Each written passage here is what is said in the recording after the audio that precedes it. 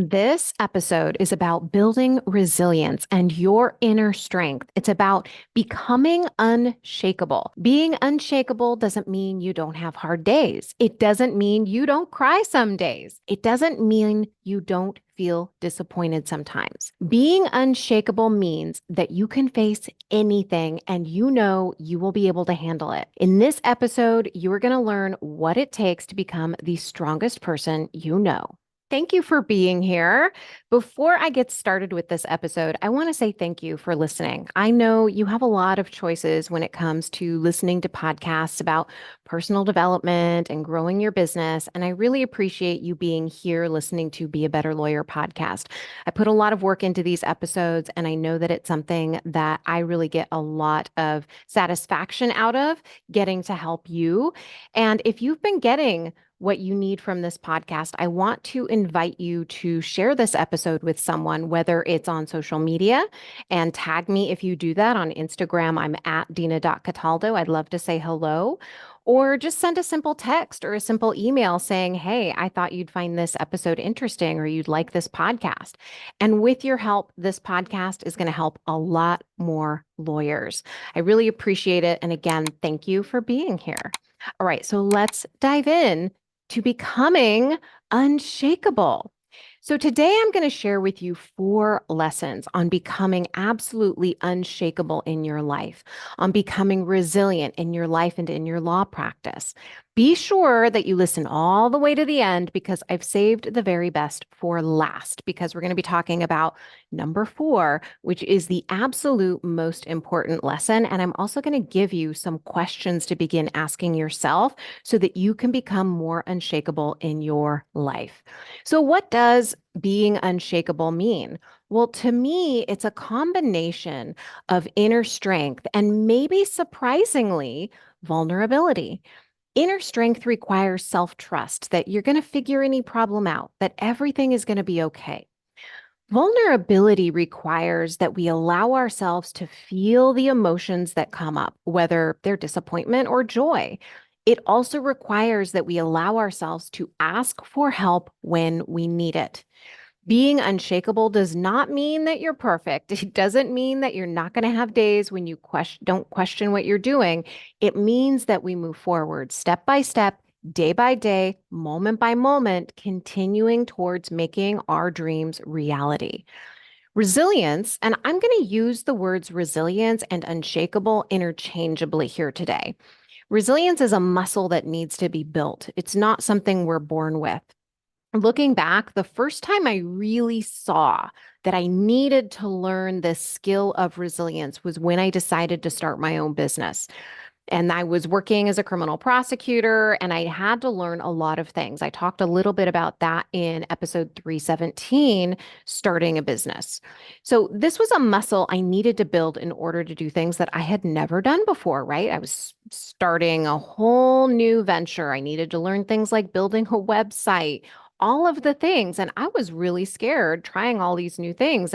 It felt really hard doing new things like video and being on camera so often. And suddenly I needed to be able to be more creative and start thinking differently. And it required me also to restructure my day because I was trying to figure out what I could accomplish in my business and hit my goals while working a full-time plus day-to-day job, right?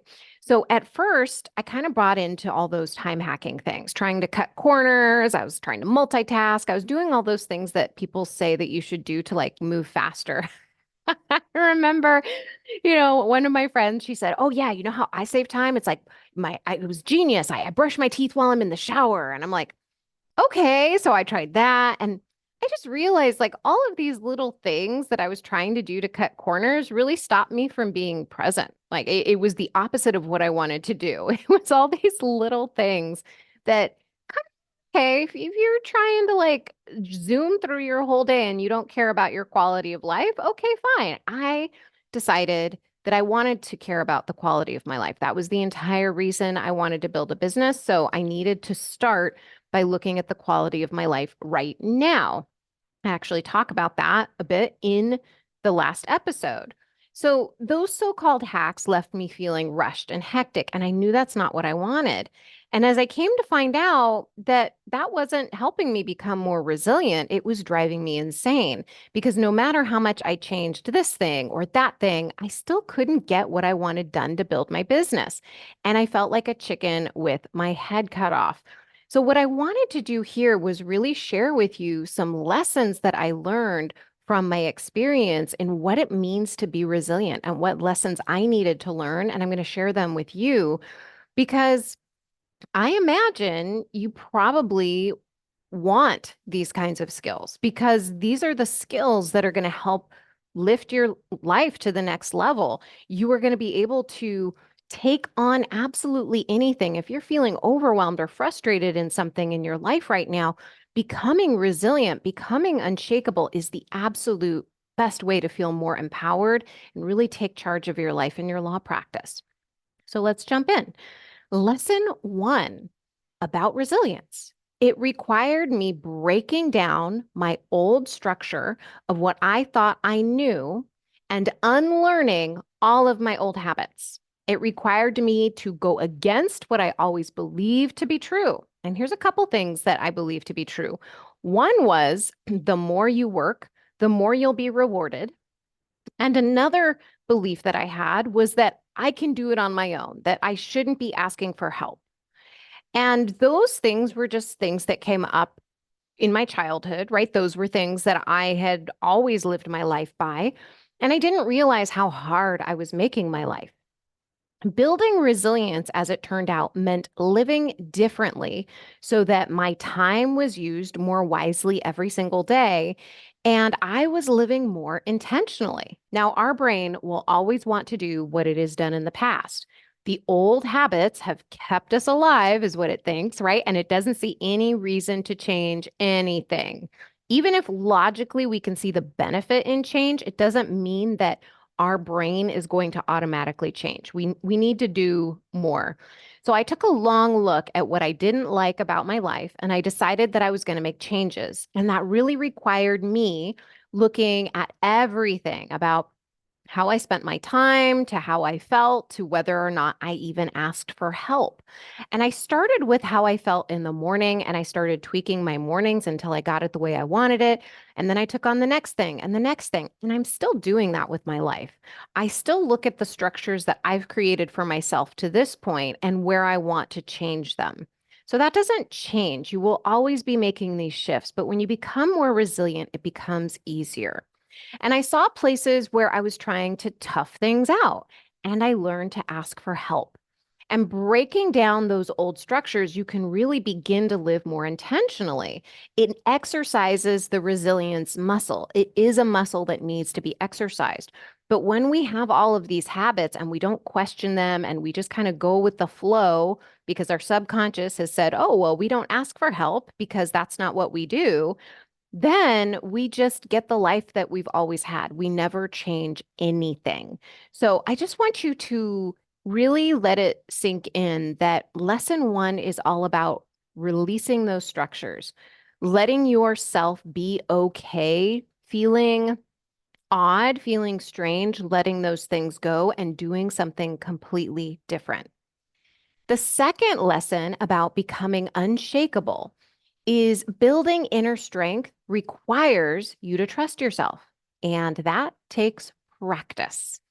Now, I will continue with the time management example that I gave earlier. So, prioritization is a problem a lot of lawyers talk to me about.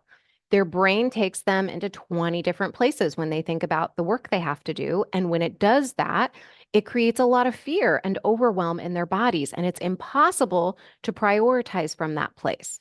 And this is where the practice of becoming unshakable steps in. You absolutely must trust that you are prioritizing the way you need to be prioritizing. Then you just take action. This doesn't mean you never make mistakes or that other matters won't come up in the middle of the week. It means you prioritize what needs to get done and you trust that you are making the right decision for yourself. Building trust requires that you have your own back, that you don't talk down to yourself, that you are a cheerleader for yourself, that you support yourself. In order to do hard things, we need to see that we are capable and that we are winning at the changes that we're making. I had a call with a lawyer the other day, and they were talking through their week and what they'd accomplished. And the way they spoke to themselves in that moment was 100% amazing compared to when we first met. Like when we first met, they were so down on themselves. They were really, the way that they spoke to themselves was so heartbreaking. And they never felt like they were doing enough. They simply couldn't get ahead, and it was all their fault. There was so much blame, and they were really mean to themselves, right? I've been there. I get it. And I think most of us can relate to that. But what's happened over the course of the time we've worked together is that they've learned how to become so much more supportive of themselves. They really were able to tell me, yeah, I wanted this week. This was amazing. I could see this happening in my brain and I didn't react to it. I could see this happening in my calendar and I said, nope, that's not what I'm going to do. This is what I'm going to do. Like they are so self-aware now. They're able to really shine a light on their brain, have that awareness, and not let their subconscious run them. They are able to support themselves in such a better way, and they're much more energized to get things done. It's amazing what can happen when we really begin to support ourselves. And that's what self-trust is all about. That's how we build it, is by being kind to ourselves and really supporting ourselves in that way. When you have your own back, you really can accomplish amazing things. The third lesson about becoming unshakable is this: it requires you to know yourself on a deeper level. Resilience might be interpreted as willpower by some people, so let me dispel that here. Resilience is not about pushing or killing yourself to do things no matter how sick you are or how exhausted you are. And that really is a detriment to our well-being. Resilience requires you to recognize how your mind and your body function together. A lot of what I talk about here on the podcast is mindset because it helps us reconnect with who we truly are and what we really want in a way that we were never taught to. We never ask ourselves what we want anymore. We don't ask ourselves what it is that we need to do in order to create that life. And that's where I want to step in here and give you the power to ask yourself those questions. When we reconnect with those two things, we create a life we actually love. So, for instance, if it's Sunday and you're listening to this, maybe you feel some dread going to work on Monday and you feel paralyzed, a tightness in your throat. You maybe feel rocks in your stomach. You feel on edge. I want you to notice that. Don't ignore it. Stay with it. Those feelings in your body are a signal that there is an emotion that has not yet been looked at, has not yet been processed.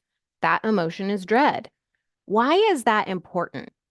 The dread that you feel in that moment is coming from thoughts you're having in your brain, and they're totally unconscious in that moment.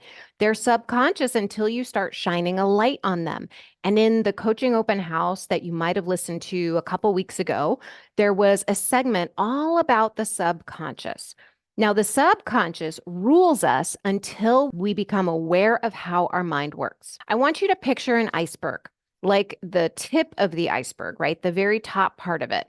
When you feel dread, when you feel paralyzed, when you feel the rocks in your stomach, all those sensations I just described, what you're seeing is the tip of the iceberg. That's it, right? That's everything that's on the outside. When you feel paralyzed, you don't want to do anything, you just like kind of deer in the headlights. That's what we see on the outside. That's the tip of the iceberg.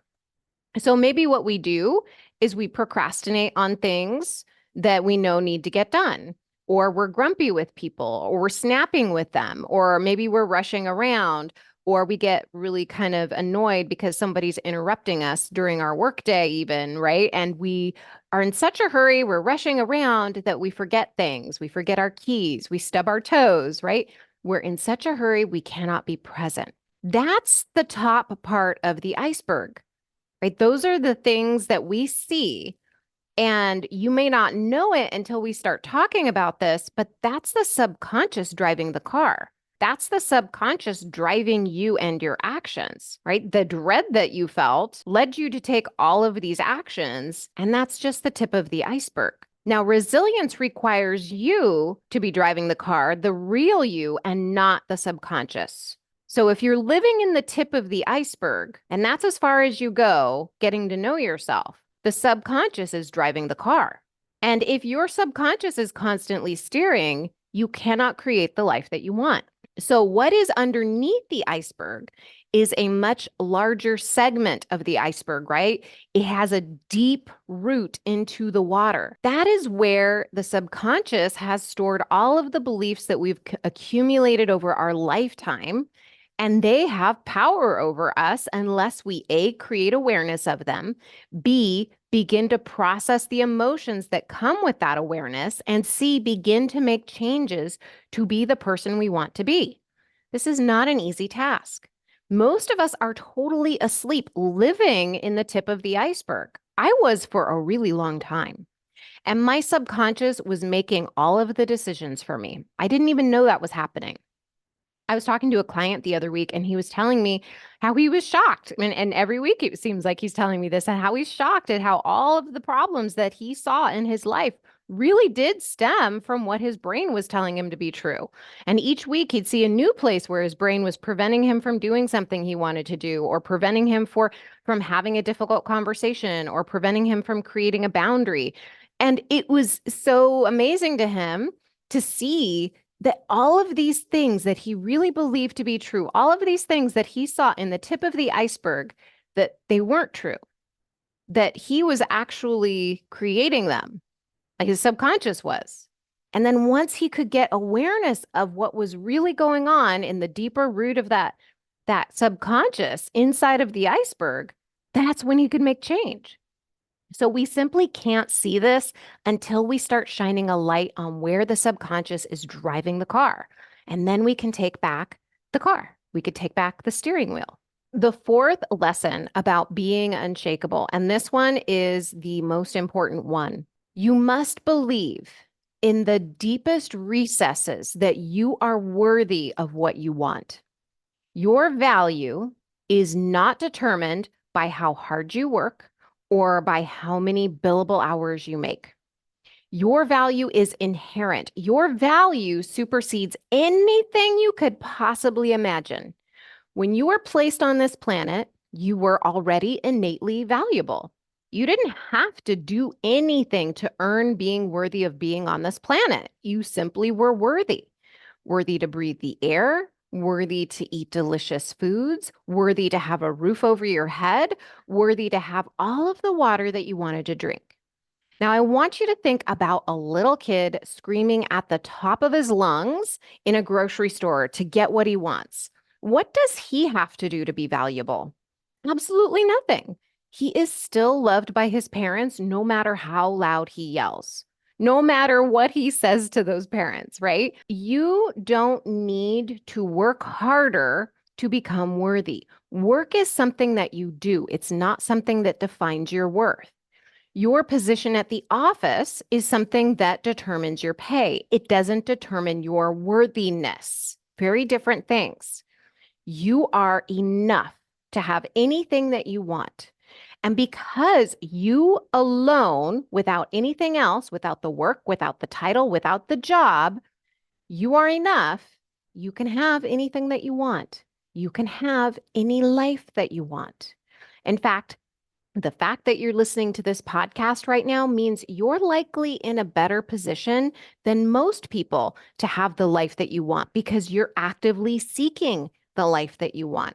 You likely have more resources than a lot of people to go out and have the life that you want. And you're seeking inspiration, instruction. Not everybody is, and not everybody is as fortunate to have the same resources. So as you move into the rest of your day, I want you to see just how resilient, just how unshakable you already are. And here's a recap of the lessons with a twist. I'm incorporating some questions for you to ask yourself. Lesson 1, where are you already breaking down old structures? Where might you want to take down some old structures and begin rethinking how you're doing things? Lesson 2, where do you already trust yourself to make good decisions for yourself? Are there places you don't quite trust yourself yet? What do you think needs to shift for you to begin trusting yourself more? Do you need to celebrate your wins more or be more understanding instead of demanding to yourself? Lesson 3. Where do you already know yourself? Do you already see where there are places where you let fear and overwhelm guide you instead of your inner strength? Noticing means you are halfway to change. Celebrate that. Lesson 4. Where in your life do you know for certain that you are worthy of what you have in your life? They could be things, they could be relationships, or they could be something totally different. How is it true that you can be worthy of those things or relationships simply by being you? You may want to listen back to this episode to catch it all because there was a lot in this one. If you want to read the transcript and grab those questions I asked, you can read it in the show notes at dinacataldo.com/318. If you want to take this work deeper, and I highly suggest you do because it is life changing, book a strategy session with me. You don't have to know what to say. You don't have to have a plan. That is my job. I'll ask the questions and we'll take it from there. And if we both think we'd be a good fit to work together, then I will tell you more about coaching and how we can work together. You can book a strategy session with me at dinacataldo.com/strategy session. Take care, my friend, and have a beautiful week.